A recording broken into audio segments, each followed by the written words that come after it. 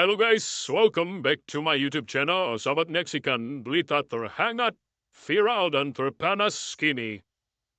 Jangan lupa like, subscribe, dan komen.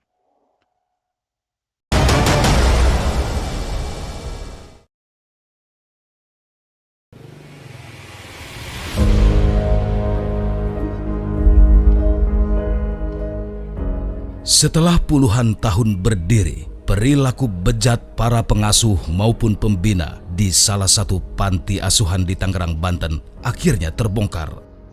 Tak hanya melakukan pencabulan, para pembina dan pengasuh panti asuhan yang seharusnya menjadi tempat aman, justru tega melakukan tindak kekerasan seksual dan pelecehan seksual terhadap anak asuhnya. Panti ini adalah Panti Asuhan Yayasan Darussalam An-Nur yang berada di Kelurahan Kunciran Indah, Kecamatan Pinang, Kota Tangerang. Ini saya menyayangi.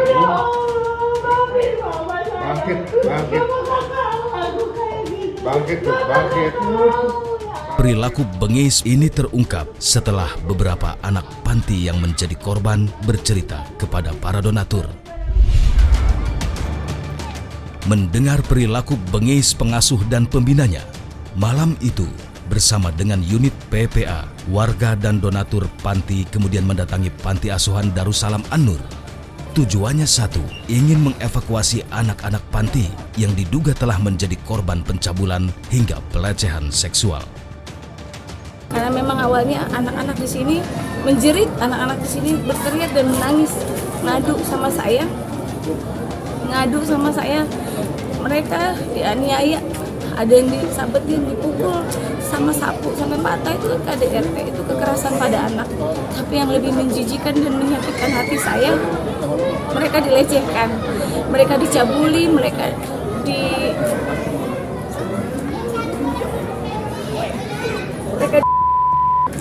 bukan hanya satu orang, buat 3 orang. Setelah korban siap untuk dievakuasi, kendaraan dari Dinas Sosial kemudian masuk ke panti asuhan untuk menjemput anak-anak bernasib malang ini.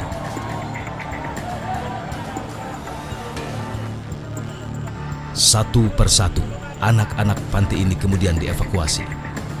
Dari Panti Asuhan Darussalam An-Nur, anak-anak ini kemudian dibawa ke rumah aman Dinas Sosial Kota Tangerang. Mulyadi, ketua RT yang berada di lokasi, tak menyangka tokoh yang dia kenal baik rupanya justru berbuat keji dan menjijikan. Aktivitas yayasan di sini ya berjalan seperti biasa ya Pak. Tidak ada hal-hal yang berakibat seperti sekarang ini karena si ketua yang punya yayasan ini pun cukup berbaur. Seperti kegiatan-kegiatan keagamaan besar ya, dia mengundang RT RW, bahkan pihak kelurahan pun diundang gitu.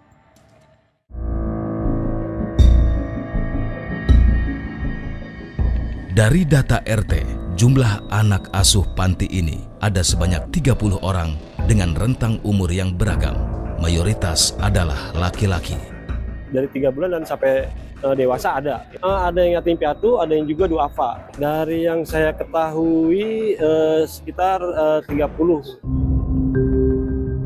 Setelah melalui proses penyelidikan, 2 pelaku kasus pelecehan seksual, pencabulan, hingga kekerasan seksual terhadap anak-anak di Panti Asuhan Darussalam An-Nur kemudian dirilis kepolisian. Kepada awak media, Kapolres Metro Tangerang Kota menjelaskan bagaimana pengungkapan kasus ini.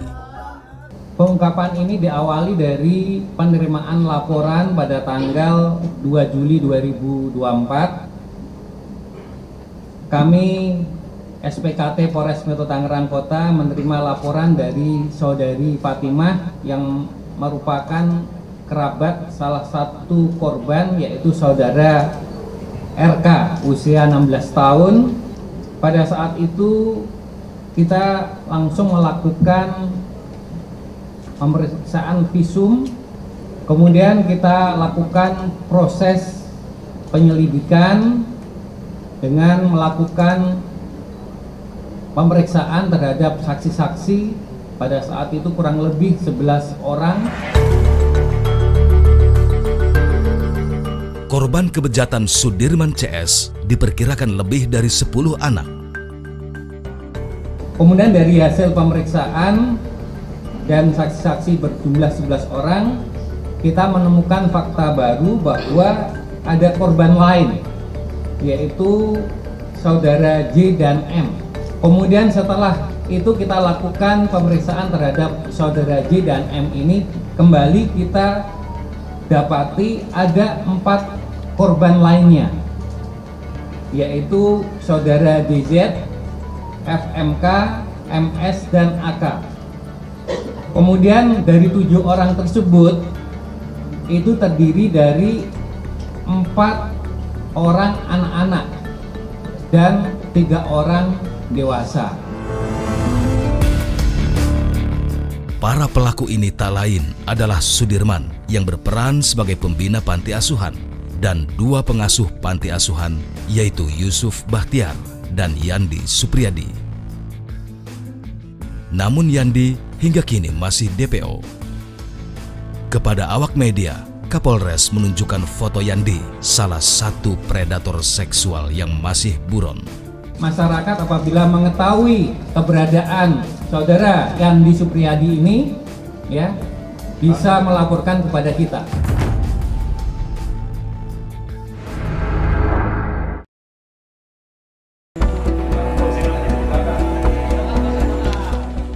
Desas-desus pembina panti asuhan Darussalam An-Nur adalah seorang penyuka sesama jenis sudah lama terdengar.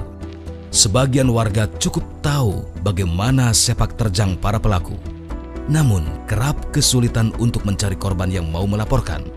Dari data yang kami himpun di pelaporan Pak, bahwa tahun 2024 saja itu ada 22.000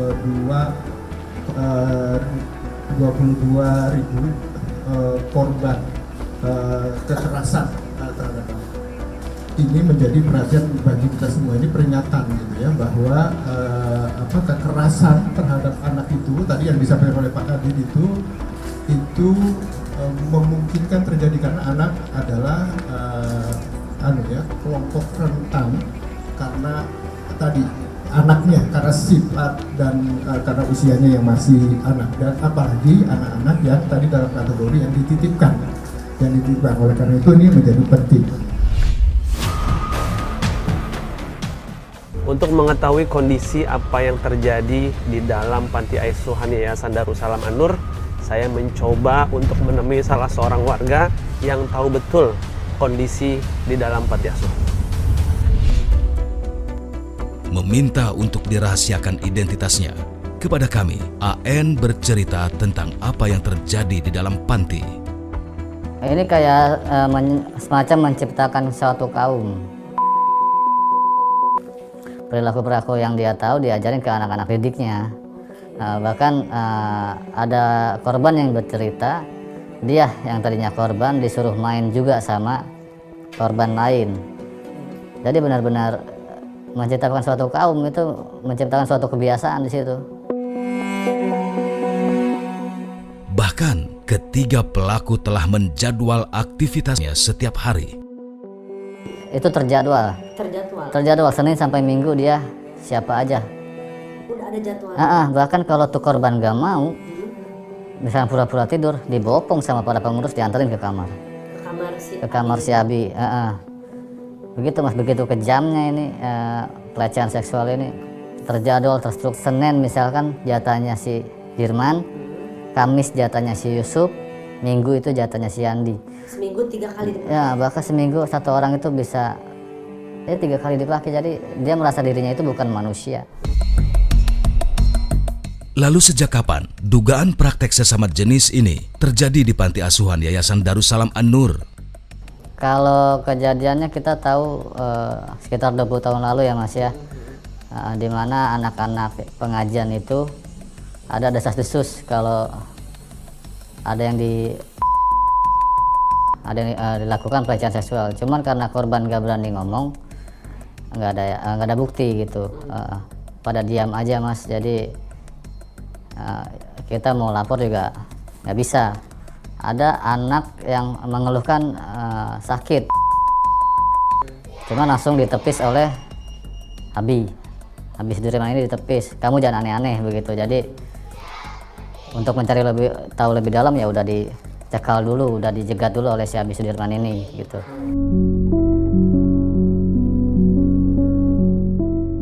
Agar para korbannya mau, Sudirman memiliki modus tertentu untuk menjerumuskan anak-anak menjadi seorang penyuka sesama jenis. Modusnya awalnya disuruh tahajud, tidur di dalam panti, kemudian bangunnya dicium-cium. Ada juga yang disuruh membawa makanan ke kamar, kemudian dieksekusi. Di situ ada juga yang dipakaikan obat nyamuk oles dari kaki, kemudian sampai. Untuk mengetahui lebih dalam, kami pun menelusuri sendiri ke panti asuhan.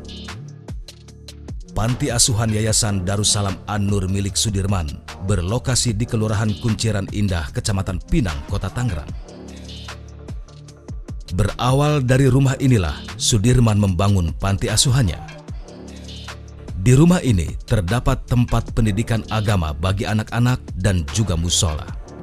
Pada lantai 2 diduga digunakan sebagai kamar para anak asuh.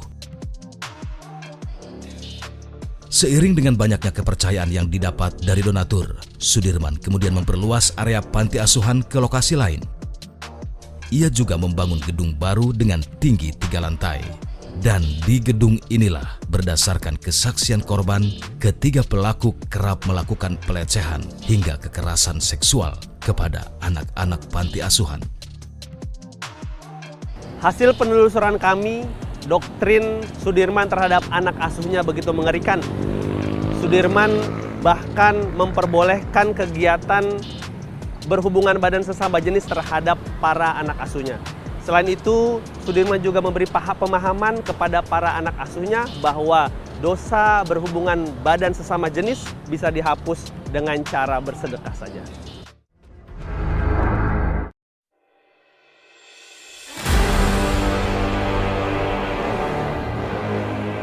Inilah Sudirman, sosok yang harus bertanggung jawab terhadap rusaknya anak-anak di panti asuhan Yayasan Darussalam An-Nur, Tangerang.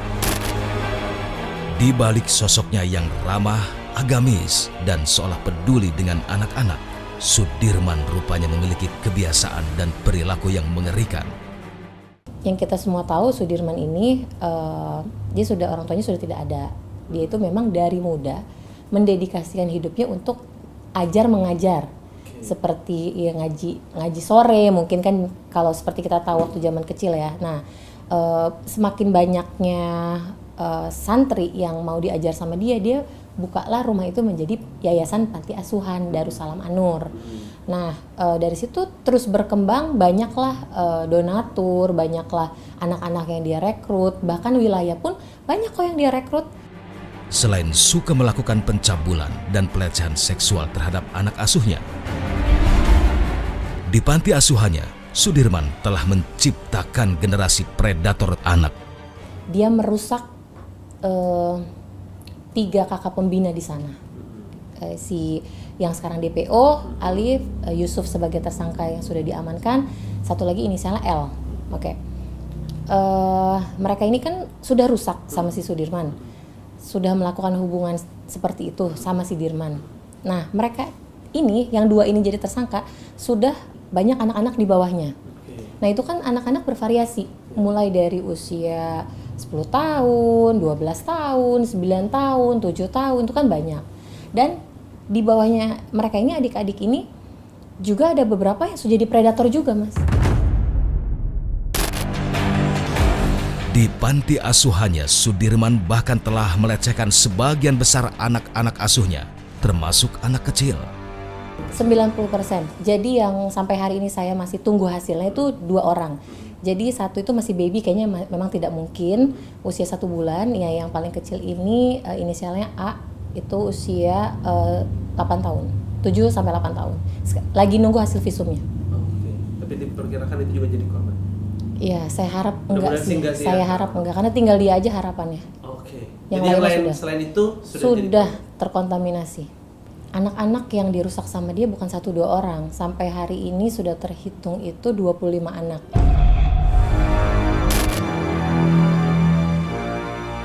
Selama mengelola panti asuhannya, Sudirman juga kerap menipu banyak donatur.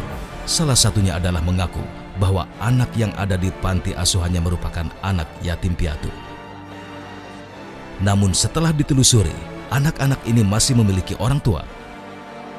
Selain itu, anak-anak di panti asuhannya juga tidak disekolahkan semua.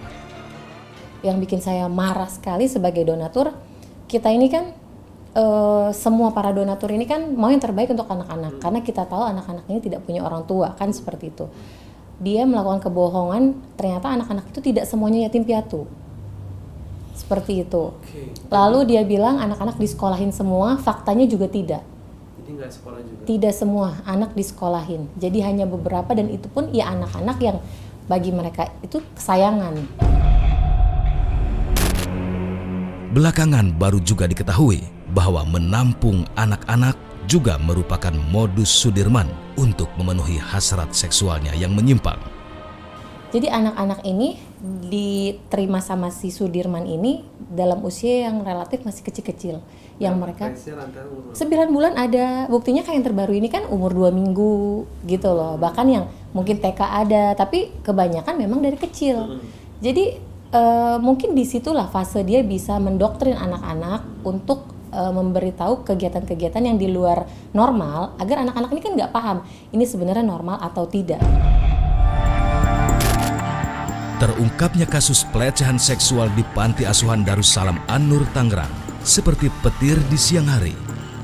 Panti asuhan yang seharusnya menjadi tempat untuk melindungi anak-anak justru menjadi tempat penderitaan yang tak terbayangkan bagi anak-anak.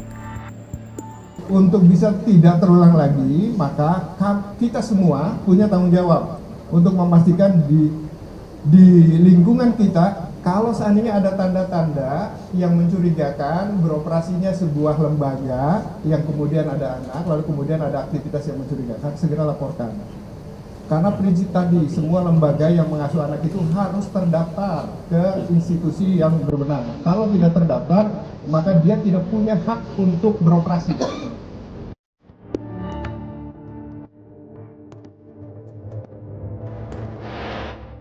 Kasus ini harus menjadi peringatan serius bagi kita semua bahwa kaum rentan seperti anak-anak masih belum mendapatkan perlindungan yang layak.